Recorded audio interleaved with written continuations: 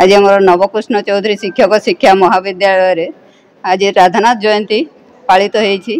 एवं ये राधानाथ जयंती रे अनेक साहित्य साधक आसिकी आम अनुष्ठान रे जोग देइथवार आमे गौरवान्वित मन करूछु एवं एई जयंती उत्सव रे हमर कृष्टि सानकर शिशु साहित्यिक अनुगुल रो लोक कथा ता उन्मोचित होईची एवं ए लोक कथा माध्यम रे माँ बुढ़ी जे कि अनुगुल रो अधिष्ठात्री देवी जहाँ पाई आमे आज सुख समृद्धि रे रहीचु तांको विषय रे ए कविता रे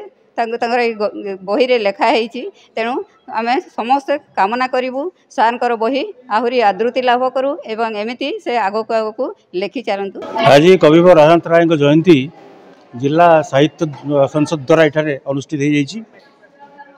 आज कविवर राधानाथ राय हूँ 176तम जयंती जन्म होता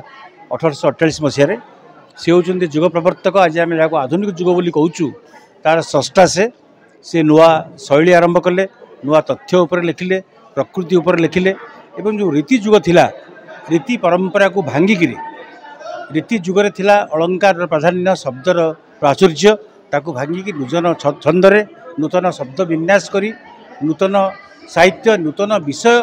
रे कविता लेखिकी ओडिया साहित्य को रुद्धिमंत करिसेंती। किंतु बड़ कथा होची तांका विरुद्ध रे गोटे अभियोग हुए जे कविवर राधानाथ राय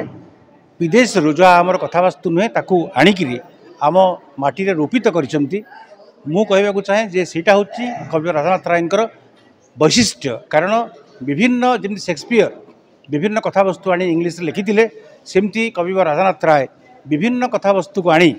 ओडिशार माटी पानी पवन इकोसिस्टम संस्कृति रे एभली भाव चरित्र को रूपायित करिसेंती। आमे समस्ते कहूँ से होची सेमाने होचंती ओडिशार चरित्र। आमे कहूँ केदार गौरी आमर आमे कहूँ नंदिकेश्वरी आमर आमे कहूँ चंद्रभागा एटी होता एवं चंद्रभागा सुमन्यु ऋषिंकर कन्या तांकर अभिशाप रे आज अर्कक्षेत्र कोणार्क परित्यक्त होईची। एणु से अनेक मिथ अनेक किंवदंती अनेक लोककथा से ही सृष्टि कर। मो संग्राम किशोर पृष्टि वृत्ति रे शिक्षक एवं मुख्यतः लेखालेखी करे। अनुगुल कला संस्कृति परंपरा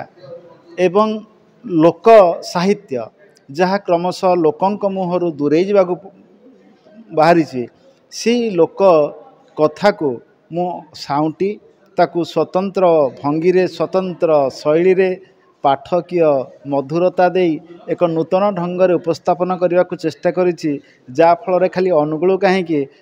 जेकोसी पाठक आम अनुगुल कला संस्कृति ऐतिह्य परंपरा को जानिबार सुजोग लाभ करेंगे एवं हजि जाइथिबा लोक कथा को फेरी से आनंद उठेबे एवं निज परंपरा संपर्क में अवगत हेबे।